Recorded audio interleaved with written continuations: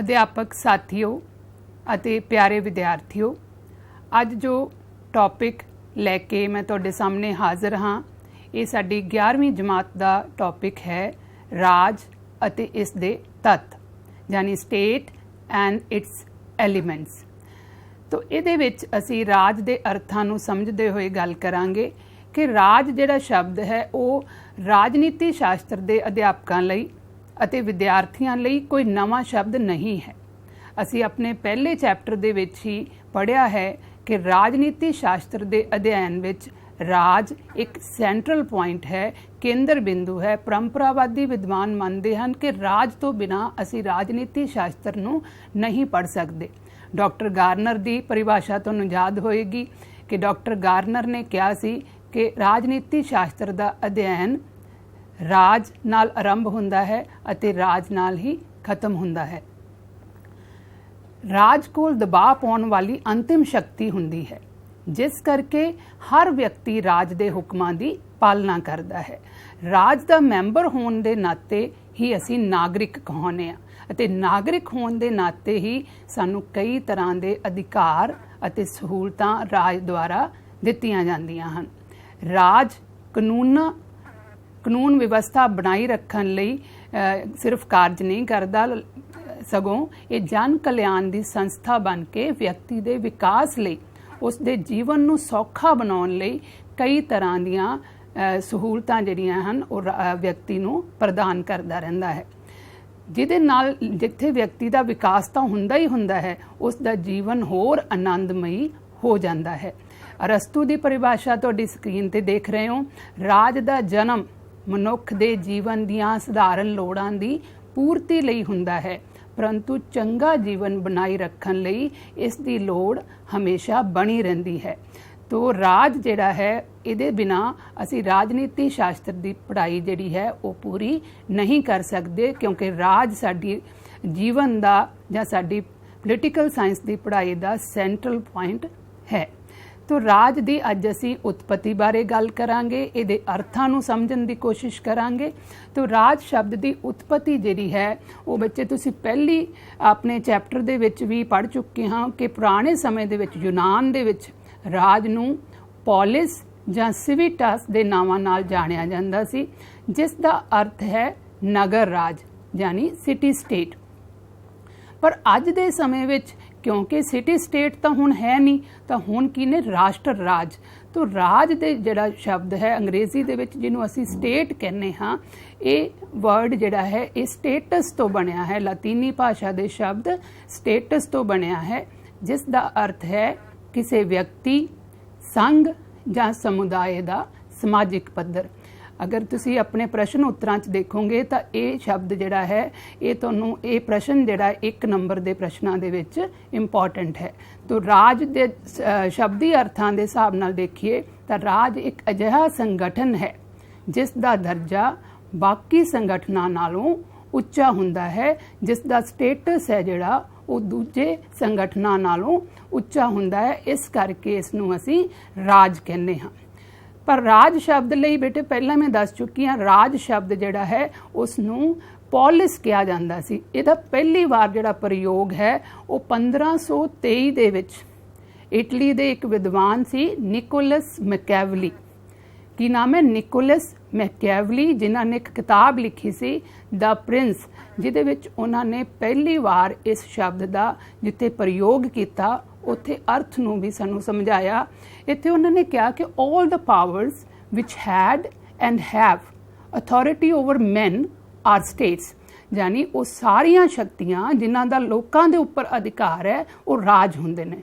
राज की किस्म चाहे कोई होवे, राज जिहड़े ने राजतंत्र भी हो सकते हैं, गणतंत्र भी हो सकते हैं, पर राज वो है जिस दियां शक्तियां लोकां तो उपर होंदियां हन। इत्थे भी उन्होंने क्लीयर कर दिता है कि राज जिहड़ी संस्था है उसका दर्जा व्यक्तियों तो ते होर संस्थावां तो उपर हुंदा है। इत्थे असी राज दे बेटा अर्थ नूं होर भी कई परिभाषावां दे नाल समझण दी कोशिश करांगे। तो राजनीति शास्त्र के जिहड़े पितामह ने अरस्तू, ये तुहानूं बड़ी बारी प्रश्न भी आता है कि राजनीति शास्त्र के पितामह कौन हैं? अरस्तू हैं। तो जिन्हां ने सब तो पहला ਰਾਜ ਸ਼ਬਦ ਦੇ ਅਰਥਾਂ ਨੂੰ ਦੱਸਿਆ। ਉਹਨਾਂ ਨੇ ਗੱਲ ਕਹੀ ਕਿ ਪਰਿਵਾਰਾਂ ਅਤੇ ਪਿੰਡਾਂ ਦਾ ਉਹ ਸੰਘ ਹੈ ਜਿਹੜਾ ਆਪਣੇ ਆਪ ਲਈ ਇੱਕ ਸੰਪੂਰਨ ਅਤੇ ਆਤਮ ਨਿਰਭਰ ਜੀਵਨ ਸਥਾਪਿਤ ਕਰਨਾ ਚਾਹੁੰਦਾ ਹੈ ਅਤੇ ਜਿਸ ਦਾ ਭਾਵ ਸੁਖੀ ਅਤੇ ਆਦਰਪੂਰਨ ਜੀਵਨ ਹੈ। तो बेटे इत्थे मैं ये दसना चाहांगी क्योंकि अरस्तु जिहड़े है वो मकैवली तो पहला होए ने, इस करके उन्होंने राज शब्द का प्रयोग तो नहीं किया होएगा, उहदी जगह ते उन्होंने पॉलिस शब्द का इस्तेमाल किया होएगा। पर उन्होंने ਇਹਦਾ मतलब दसन लगे यही क्या है कि राज जिहड़ा है वो परिवारां ते पिंडां दा संघ है। यानी राज जिहड़ा है वो उन्होंने समाज नालों तो कोई फर्क नहीं किया। अजकल असी पिंडां ते परिवारां दे समूह नूं असी समाज कहने हाँ, पर अरस्तु ने उस समय इस दी गल ये की कि परिवारां ते पिंडां दा संघ नूं राज किया है उन्होंने। तो राज ते जिहड़ा समाज दे विच उन्होंने अंतर नहीं किया, इस करके इस परिभाषा नूं अज दे समय विच असीं उन्नी वैलिड परिभाषा नहीं कहांगे। दूसरी तरफ असीं गल करांगे ब्लंशली जिहड़े कि पोलीटिकल विद्वान होए ने, जिन्हां ने राज की परिभाषा दिंदे होए ये कहा है कि एक निश्चित प्रदेश उत्ते राजनीतिक दृष्टिकोण तो संगठित लोकां नूं राज कहंदे हन। यानी राज एक पहली गल उन्होंने की कीती है एक निश्चित प्रदेश की। तो सब तो पहला जिहड़ा है राज का एक एलीमेंट की है एक निश्चित इलाका। दूजा एलीमेंट उन्होंने क्या है राजनीतिक दृष्टिकोण तो संगठित, यानी सरकार की गल की है। तीसरी उन्होंने क्या लोक, यानी कि लोगों की गल की है। पर इत्थे उन्होंने चौथे एलीमेंट जिन्हों असी प्रभु सत्ता कहने आ उहदी गल नहीं की। इस करके राज की परिभाषावां दे विच ये भी एक कंप्लीट परिभाषा नहीं मन्नी जाती। तो राजनीति राज दे जिहड़े शब्द की परिभाषा जिहड़ी सब तो परफेक्ट है जां संपूर्ण परिभाषा असी गल करते हाँ वो डॉक्टर गार्नर द्वारा दी गई है। डॉक्टर गार्नर ने राज नूं किस तरह कहा, उन्होंने कहा कि राज थोड़ी जां बहुत गिनती वाले लोगों का अजिहा समूह है। यानी उन्होंने किहदी गल की है जनसंख्या की। दूसरी उन्होंने गल की है जिहड़ा किसी निश्चित इलाके ते स्थाई रूप नाल वसिया होवे, यानी निश्चित इलाका ते स्थाई रूप विच उहदे उपर आबादी का वसिया होना, इस चीज़ नूं भी उन्होंने जिहड़ा है राज का एक तत्व बनाया है। तीसरी गल उन्होंने कही है जिहड़ा बाहरी कंट्रोल तो पूरी तरह जां लगभग सुतंत्र होवे, यानी प्रभु सत्ता की गल की है। तो चौथी गल उन्होंने कही है जिसकी एक संगठित सरकार होवे, यानी कि सरकार की भी गल की है। तो इन्हां सारियां परिभाषावां तो बाद असी एक निचोड़ दे वजों ये कहने हाँ कि राज दे 4 तत्व हुंदे हन, जिन्हां दे विच पहला है जनसंख्या, निश्चित इलाका, सरकार ते प्रभु सत्ता। बच्चों ये तुहाडा जिहड़ा प्रश्न है ये 4 जिहड़ा है मल्टीपल चॉइस दे विच आ सकदा हुंदा है। 4 तुहानूं ऑप्शन दिते जा सकदे ने, ये पछाणन लई किया जा सकता है कि इन्हां विचों किहड़ा राज का जरूरी तत्व नहीं है। तो बेटे ये तुसीं 4 तत्व जिहड़े याद करने हन ताकि तुहानूं पछाण आ जाए कि इन्हां विचों किहड़ा तत्व है जिहड़ा राज का नहीं है जां राज का तत्व है। तो ये प्रश्न तुहाडे लई बहुत जरूरी है। तो हुण असीं 1 बाय 1 जिहड़ा है जनसंख्या नूं सब तो पहलां करांगे। तो जनसंख्या की है? किसी भी राज की जनसंख्या मनुखां दे समूह नूं कहा जाता है। जनसंख्या दे विच असी किसी भी जगह दे उपर दरख्तां की गिनती नूं नहीं जनसंख्या कहांगे, जां उस जगह दे उपर असी जानवरां की गिनती नूं जनसंख्या नहीं कहांगे। असी जनसंख्या किनूं कहांगे? मनुखां की गिनती नूं। तो मनुखां की गिनती जिहड़ी है वो जनसंख्या कहाउंदी है। पर इत्थे सवाल कई विद्वानां ने इहदे बारे बड़ी राय दित्ती है कि जनसंख्या का आकार कितना होना चाहिए। प्लेटो जिहड़े उस समय दे बड़े प्रसिद्ध विद्वान सी, उन्होंने यूनान दे विच अपनी एक आइडियोलॉजी दे विच उन्होंने कहा कि एक आइडियल स्टेट आदर्श राज की जनसंख्या जिहड़ी है 5040 होनी चाहिए है। इसे तरह रूसो जिहड़े कि प्रतख लोकतंत्र के समर्थक सन, उन्होंने कहा कि प्रतख लोकतंत्र नूं अगर कामयाब बनाना है तो उहदे लई राज की जनसंख्या जिहड़ी है वो 10,000 होनी चाहिए। अगर इस तो ज़्यादा जनसंख्या होएगी तो प्रतख लोकतंत्र जिहड़ा है वो संभव नहीं हो सकता। पर अजकल बेटा क्योंकि वर्तमान समय दे विच जिथे हुण प्रतੱਖ लोकतंत्र का तो जमाना नहीं है, हुण उहदी जगह ते अप्रतੱਖ लोकतंत्र ने लै ली है। तो अप्रतੱਖ लोकतंत्र के जमाने च क्योंकि आबादी जिहड़ी है राज्यां दी बहुत ज़्यादा वध गई है, इस करके असी जनसंख्या उपर कोई सीमा नहीं लगा सकते, असी ये फिक्स नहीं कर सकते कि किसी राज की जनसंख्या कितनी होनी चाहिए है। इत्थे साडे कोल भारत अते चीन वाले वर्गे वध जनसंख्या वाले राज ने जिन्हां दे विच करोड़ां की आबादी है। दूसरे पासे स्विट्जरलैंड है, वैटिकन सिटी है। हुण वैटिकन सिटी की अगर असी जनसंख्या की गल करिए तो 1000 तो थल्ले है जनसंख्या। तो इत्थे असी जनसंख्या की गिनती की गल नहीं कर सकते, जनसंख्या की इत्थे असी ये कह सकते हाँ कि हुण देखो बेटे वध जनसंख्या है कई बार उस समस्यावां का कारण बन जाती है। जनसंख्या ज़्यादा होएगी तो उस देश दे विच गरीबी होएगी, भुखमरी होएगी, जॉबां की कमी होएगी, जॉब्स जिहड़ियां लोकां नूं बेरोज़गारी वध होएगी। तो इस करके जिथे जनसंख्या ज़्यादा है उत्थे सरकारां ये कोशिश करदियां ने कि लोग जिहड़े ने वो फैमिली प्लैनिंग जां परिवार नियोजन जिहड़ा है उस नूं उत्साहित करदियां ने ताकि जिहड़े राज की जनसंख्या घट जाए। पर दूसरे पासे रूस वर्गे देश ने, रूस का हुण खेत्रफल अगर देखिए तो बहुत वड्डा है, कैनेडा है, आस्ट्रेलिया है, इहो जे देश ने जिथे जनसंख्या की कमी है, उन्हां कोल खेत्रफल ज़्यादा है पर जनसंख्या नहीं है। तो अजिहे देशां दे विच जनसंख्या नूं उत्साहित करन लई स्कीमां दित्तियां जांदियां ने। हुण रूस दे विच जिहड़ी माँ ज़्यादा बच्चे पैदा कर सकदी है उन्होंने हीरोइन मदर की उपाधि दित्ती जाती है। जिहड़ा कैनेडा है उन्होंने माइग्रेशन ते यानी कि प्रवास ते डिपेंड रहना पैंदा है। इसे तरह बेटे जनसंख्या ज़्यादा भी नहीं होनी चाहिए तो जनसंख्या घट भी नहीं होनी चाहिए। जनसंख्या हुण उचित जनसंख्या कितनी होनी चाहिए है इहदे संबंध विच असी कोई गिनती नहीं दस सकते, असी सिर्फ इन्ना कह सकते हाँ कि जनसंख्या इन्नी को होनी चाहिए है कि लोग उत्थे अपनियां लोड़ां दी पूर्ति कर सकन, लोकां दे गुजारे लई जिहड़े है उस राज कोल साधन होण, ते ना ही इन्नी घट भी नहीं होनी चाहिए कि लोग अपनियां सरहदां दी राखी भी ना कर सकन। तो इस करके उचित जनसंख्या का होना किसी भी राज लई जरूरी हुंदा है। राज की जनसंख्या दे विच 3 तरह के लोग शामिल हुंदे हन। पहले हन नागरिक। नागरिक कौन हुंदे ने? नागरिक बारे बेटे तुसी अपने दूजे चैप्टर दे विच बड़े विस्तार नाल पढ़ चुके हो। तो नागरिक कौन हुंदे हन? जिहड़े राज दे मैंबर हुंदे हन, राज दे प्रति वफादार हुंदे हन अते जिन्हां कोल राजनीतिक अधिकार हुंदे हन, उन्हां नूं असीं नागरिक कहने। दूजे हुंदे हन प्रजा।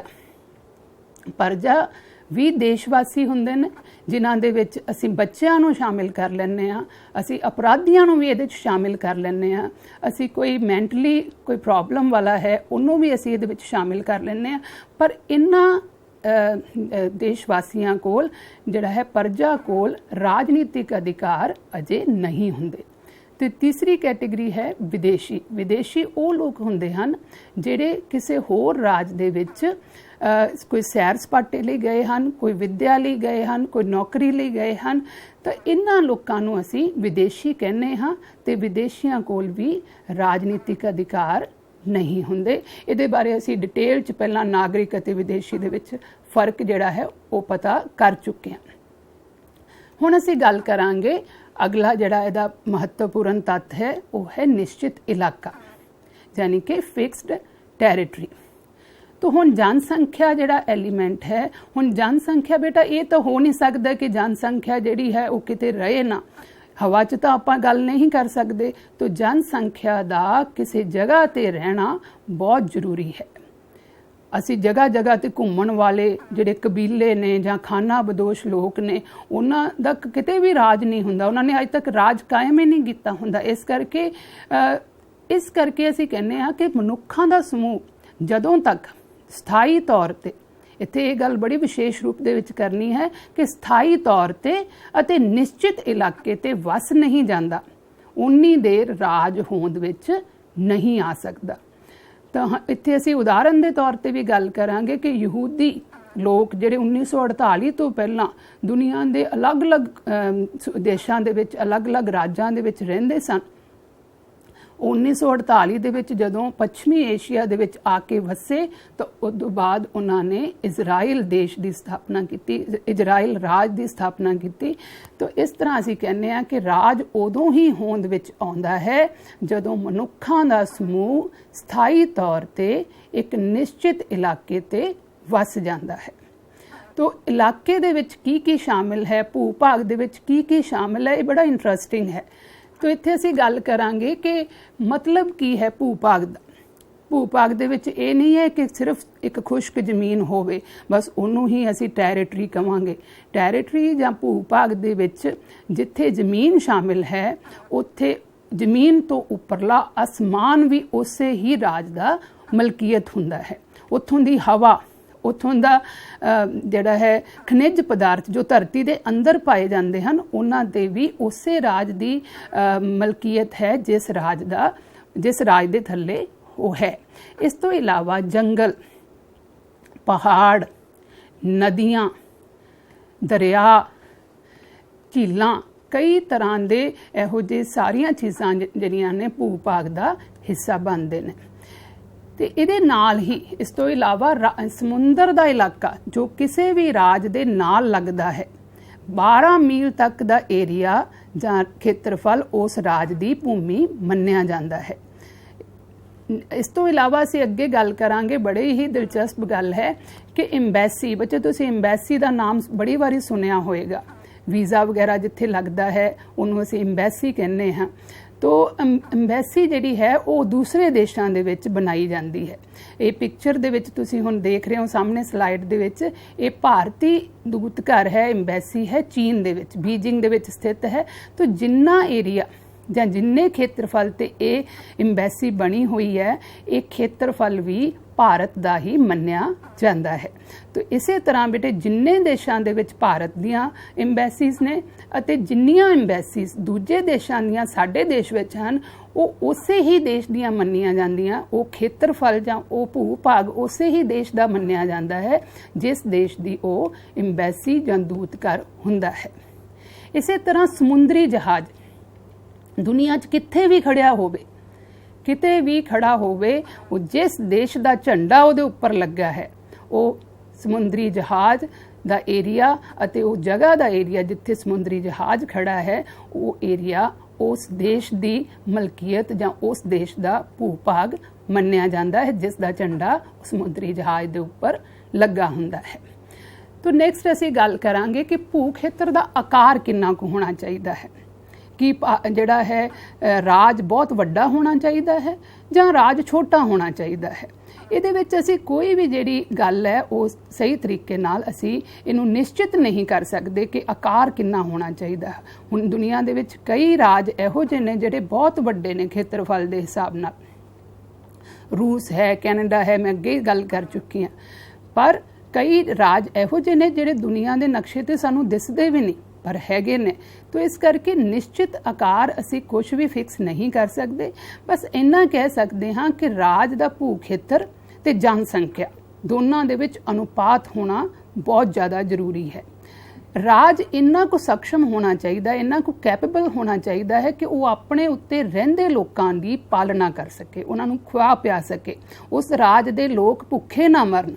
ਤੋ ਇਸ ਕਰਕੇ ਰਾਜ ਜਿਹੜਾ ਹੈ ਉਹ ਚਾਹੇ ਵੱਡਾ ਹੋਵੇ, ਬਹੁਤ ਵੱਡਾ ਹੋਵੇ, ਪਰ ਅਗਰ ਉਹਦੀ ਭੂਮੀ ਉਪਜਾਊ ਨਹੀਂ ਹੈ, ਉਹਦਾ ਪੌਣ ਪਾਣੀ ਸਹੀ ਨਹੀਂ ਹੈ, ਉਹਦੇ ਤੇ ਬਰਫ਼ ਜੰਮੀ ਹੋਈ ਹੈ, ਠੀਕ ਹੈ, ਖਣਿਜ ਪਦਾਰਥਾਂ ਦੀ ਕਮੀ ਹੈ, ਤੋ ਅਜਿਹਾ ਰਾਜ ਜਿਹੜਾ ਹੈ ਉਹਦਾ ਕੋਈ ਫਾਇਦਾ ਨਹੀਂ ਹੁੰਦਾ।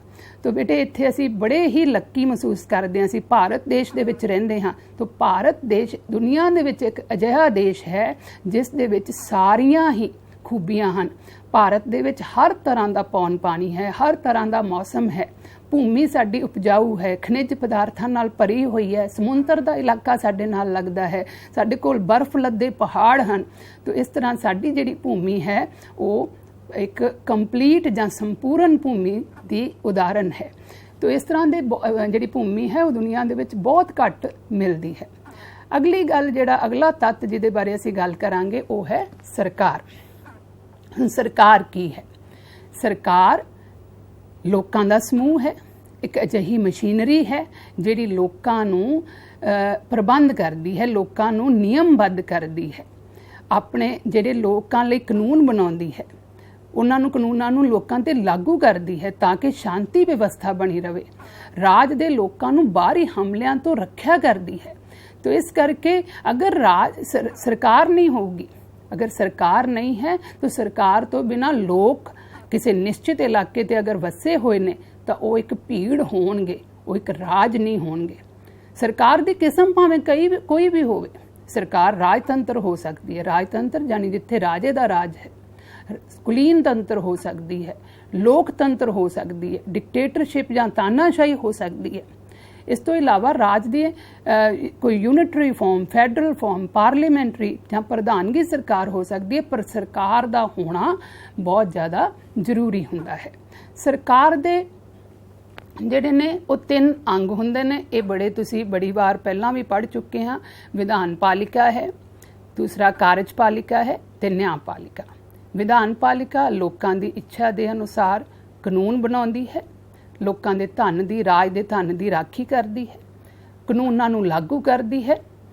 कार्यपालिका अते राज प्रबंध चलाउंदी है।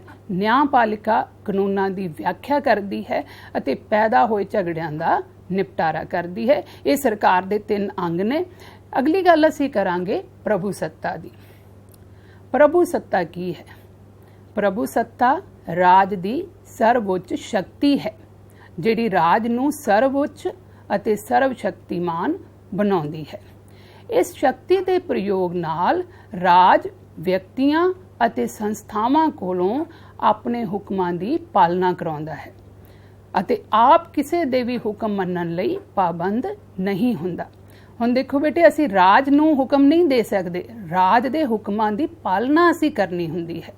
प्रभु सत्ता एक अजिही शक्ति है जिहड़ी राज नूं होर मनुखी संस्थावां तो अलग करदी है।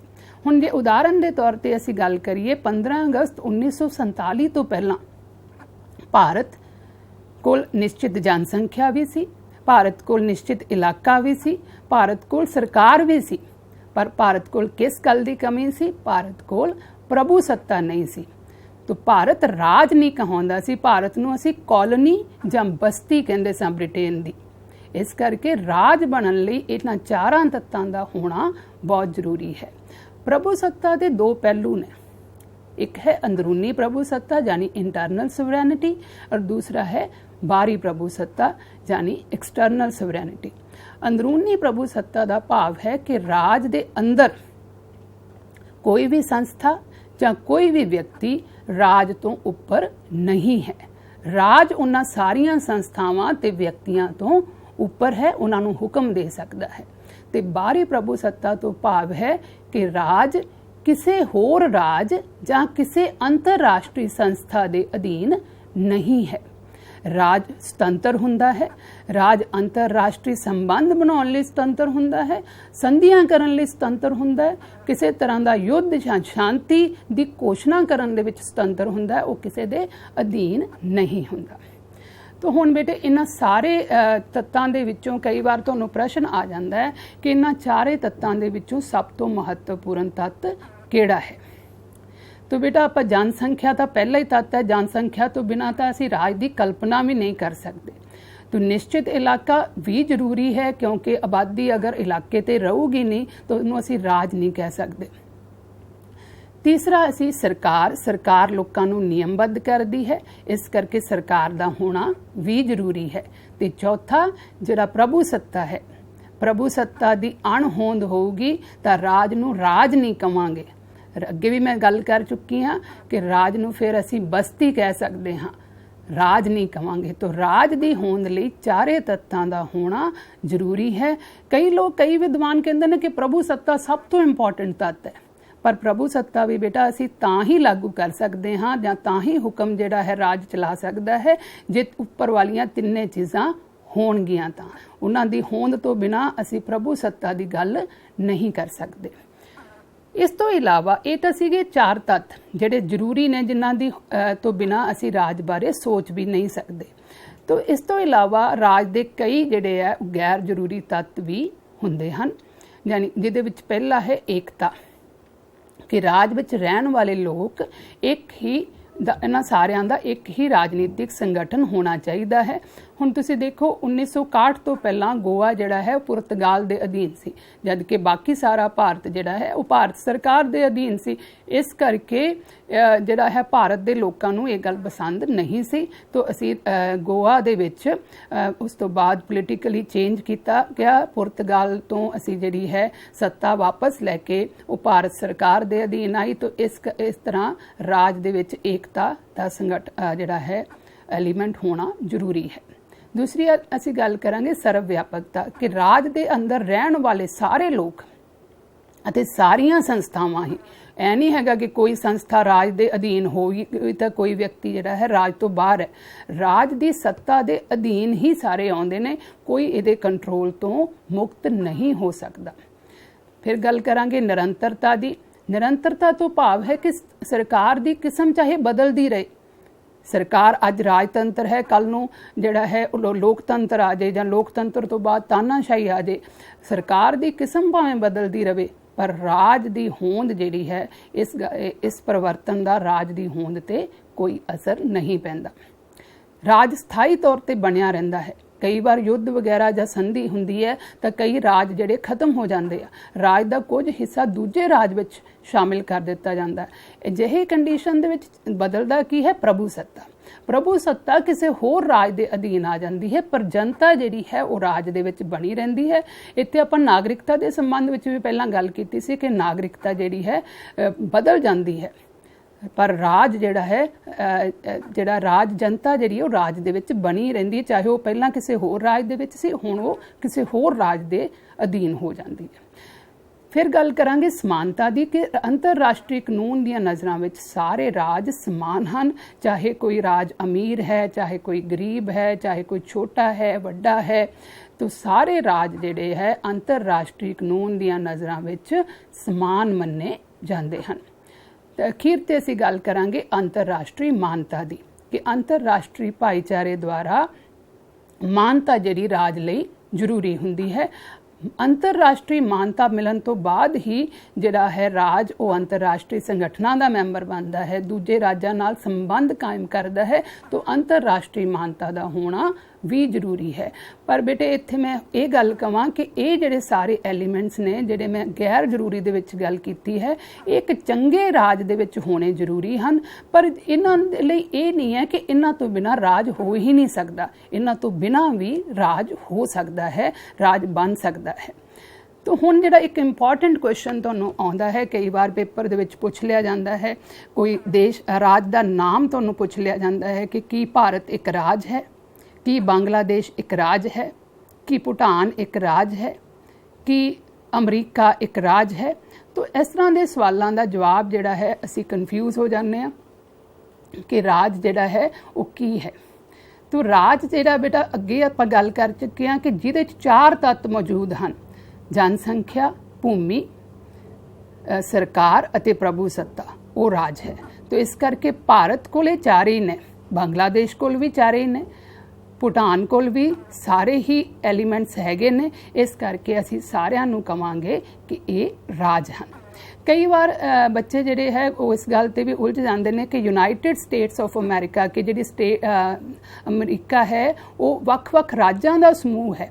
ਪਰ ਬੇਟੇ ਇੱਥੇ ਮੈਂ ਫਿਰ ਕਹਿ ਦਿਆਂ ਕਿ ਇਹਨਾਂ ਰਾਜਾਂ ਨੇ ਆਪਣੀ ਪ੍ਰਭੂ ਸੱਤਾ ਇੱਕ ਜਗ੍ਹਾ ਤੇ ਇਕੱਠੀ ਕੀਤੀ ਹੈ, ਜਿਹਨੂੰ ਅਸੀਂ USA ਜਾਂ ਯੂਨਾਈਟਿਡ ਸਟੇਟਸ ਆਫ ਅਮਰੀਕਾ ਦਾ ਨਾਮ ਦਿੰਦੇ ਹਾਂ। ਇਹਦੇ ਰਾਜ ਜਿਹੜੇ ਵੱਖਰੇ ਰਾਜ ਨੇ, ਜਿਹਦੇ ਵਿੱਚ ਅਕਾਕਸਾ ਹੈ ਜਾਂ ਟੈਕਸਸ ਹੈ ਜਾਂ ਨਿਊਯਾਰਕ ਹੈ, ਇਹ ਸਾਰਿਆਂ ਨੇ ਆਪਣੀ ਪ੍ਰਭੂ ਸੱਤਾ ਸਰੈਂਡਰ ਕੀਤੀ ਹੈ USA ਨੂੰ। ਇਸ ਕਰਕੇ USA ਨੂੰ ਅੱਜ ਅਸੀਂ ਰਾਜ ਮੰਨਾਂਗੇ, ਬਾਕੀ ਉਹਦੀਆਂ ਇਕਾਈਆਂ ਕਹਿ ਸਕਦੇ ਹਾਂ ਪਰ ਰਾਜ ਨਹੀਂ ਕਹਿ ਸਕਦੇ। ਅਗਲੀ ਸਲਾਈਡ ਦੇ ਜਰੀਏ ਵੀ ਆਪਾਂ ਸਮਝਾਂਗੇ। ਕਈ ਵਾਰੀ ਤੁਹਾਨੂੰ ਪ੍ਰਸ਼ਨ ਆ ਜਾਂਦਾ ਕਿ ਰਾਜਸਥਾਨ ਇੱਕ ਰਾਜ ਹੈ, ਕਿ ਪੰਜਾਬ ਇੱਕ ਰਾਜ ਹੈ, ਤੁਸੀਂ ਫਟਾਫਟ ਲਿਖ ਦਿੰਦੇ ਹੋ ਹਾਂਜੀ ਰਾਜ ਹੈ। ਤਾਂ ਰਾਜ ਬੇਟਾ ਇਹਦੇ ਵਿੱਚ ਫਿਰ ਤੋਂ ਕਹਿ ਦਿਆਂ ਕਿ ਇਹਨਾਂ ਕੋਲ ਵੀ ਸਾਰਾ ਕੁਝ ਹੈ। ਇਹਨਾਂ ਕੋਲ ਪੰਜਾਬ ਕੋਲ ਆਬਾਦੀ ਵੀ ਹੈ, ਪੰਜਾਬ ਕੋਲ ਨਿਸ਼ਚਿਤ ਭੂਮੀ ਵੀ ਹੈ, ਪੰਜਾਬ ਕੋਲ ਸਰਕਾਰ ਵੀ ਹੈ, ਪਰ ਪੰਜਾਬ ਕੋਲ ਪ੍ਰਭੂ ਸੱਤਾ ਨਹੀਂ ਹੈ। ਪੰਜਾਬ ਦੀ ਜਿਹੜੀ ਪ੍ਰਭੂ ਸੱਤਾ ਹੈ, ਪੰਜਾਬ ਦੀ ਜਿਹੜੀ ਸਰਕਾਰ ਹੈ, ਉਹਨੂੰ ਸੈਂਟਰ ਦੀ ਸਰਕਾਰ ਦੇ ਅਧੀਨ ਹੋ ਕੇ ਚੱਲਣਾ ਪੈਂਦਾ ਹੈ। तो अधीनता जिहड़ी है, जदों असीं अधीन होकर गल करते हैं जां अधीन होकर चलना पैंदा है, तो ये प्रभु सत्ता नहीं है। तो एक एलीमेंट मिसिंग होने करके ये राज नहीं कहाउंदे।